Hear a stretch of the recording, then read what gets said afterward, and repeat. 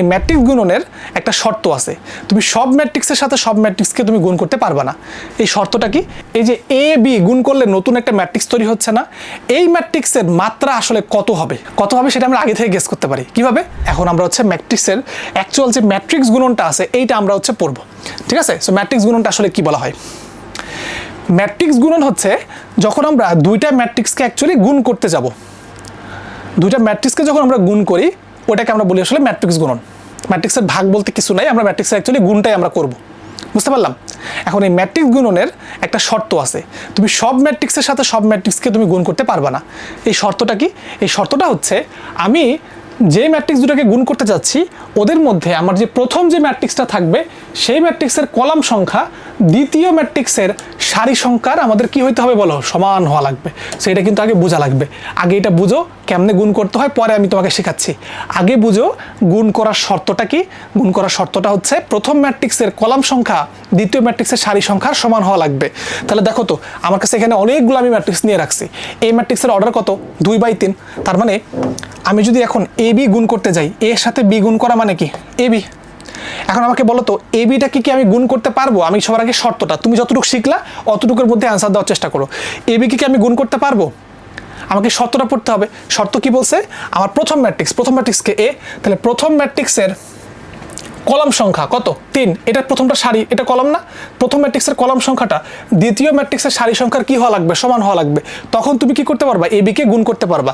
তাহলে এইটাকে আমরা বলতে পারি গুণনযোগ্য। এ বি গুণ করা যাবে।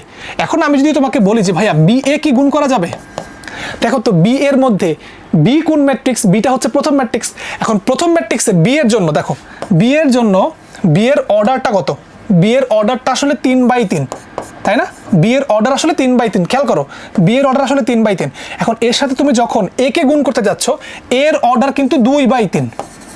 এর অর্ডার কিন্তু 2/3। আমাকে এখন কথা বলো তো ভাইয়া, বি ম্যাট্রিক্সের যে কলাম সংখ্যাটা আছে এটা কি এ ম্যাট্রিক্সের সারি সংখ্যা সমান হয়েছে? সমান হয় নাই। বি ম্যাট্রিক্সের কলাম সংখ্যা বা প্রথম ম্যাট্রিক্সের কলাম সংখ্যাটা দ্বিতীয় ম্যাট্রিক্সের সারি সংখ্যা যেহেতু সমান হয় নাই, তাহলে আমরা বি এ কে কখনোই কিন্তু গুণ করতে পারবো না। ক্লিয়ার হয়েছে? সিমিলারলি আমি এখান থেকে এগুলোও কিন্তু বলতে পারি, সেটা হচ্ছে আমি এ সি কে গুণ করতে পারবো, এ এবং সি কে গুণ করতে পারবো। কারণ কি?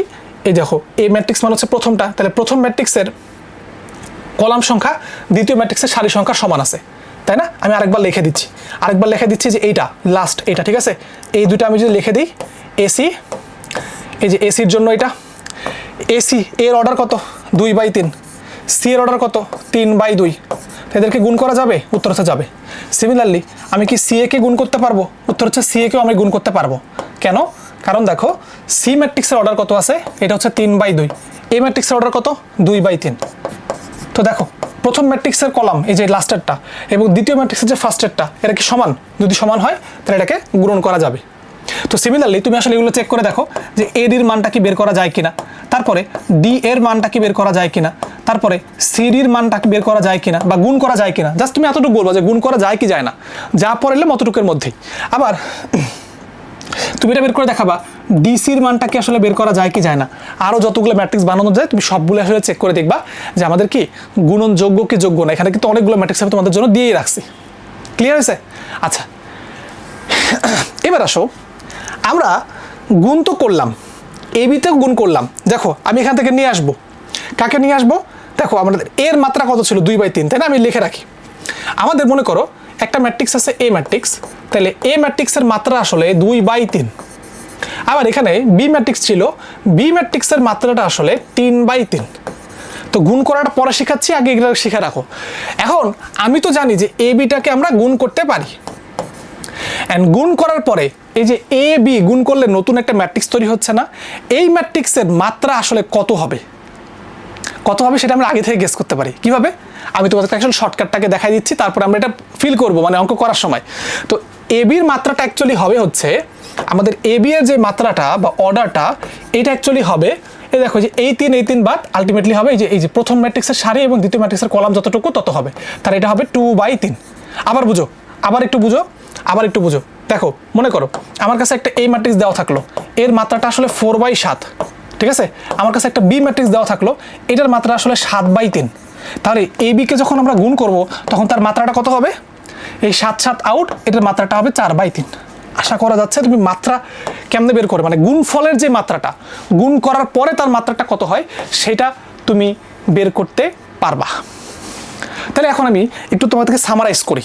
সামারাইজটা কি? সামারাইজটা হচ্ছে আমি তোমাদেরকে আসলে বেশ কিছু হচ্ছে সামারাইজে সংক্ষেপে লিখলাম। সামারাইজটা যে আমি তোমাকে দেখাইছিলাম, কি দেখাইছিলাম? আমি দেখাইছিলাম যখন আমরা দুইটা ম্যাট্রিক্সকে যোগ এবং বিয়োগ করি তখন কি কোনো ধরনের মাত্রা চেঞ্জ হয় বলো তো? মাত্রা চেঞ্জ কিন্তু হয় না। মাত্রা চেঞ্জ হয় না। হয় বলো? হয় না। এরপরে আমি তোমাকে দেখাইছিলাম আমরা যখন একটা ম্যাট্রিক্সকে ট্রান্সপোজ করব তখন কিন্তু আমাদের মাত্রা চেঞ্জ হয়, তাই না?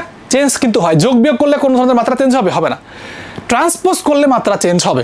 আরেকটা কি, আমরা যদি গুণ করি তাহলে আমাদের মাত্রা চেঞ্জ হবে।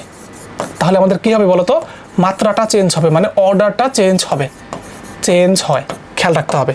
সো ট্রান্সপোজ করলে মাত্রা চেঞ্জ হবে, গুণ করলে মাত্রা চেঞ্জ হবে, কিন্তু আমাদের যদি কখনো যোগ করা হয় তাহলে তার মাত্রাটা কখনো চেঞ্জ হবে না। ভাই ক্লিয়ার? বুঝতে পারছি?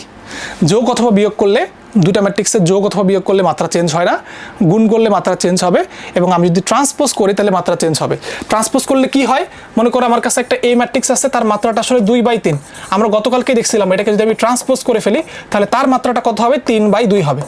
আবার একই রকমভাবে মনে করো আমার কাছে একটা এ ম্যাট্রিক্স আছে, এটার অর্ডারটা আসলে 2/3, এবং বি একটা ম্যাট্রিক্স আছে তার অর্ডারটা আসলে 3/2। তাহলে আমরা জানি যে এ বির অর্ডারটা কত হবে? 2/2 আসবে। গুণফল করলে, গুণ করলে মাত্রা এমনি চেঞ্জ হয়। কীভাবে বাদ দিলাম বলো? বাদ দেওয়াটা খুবই সহজ, তুমি এরকম মনে রাখতে পারো। ভাই কাটাকাটি তো আমি বলবো না, বাট তুমি এমনি মনে রাখার জন্য বলতে পারো যে আমি এটা কেটে ফেলছি, তাহলে 2 এবং 2 হয়েছে। ক্লিয়ার?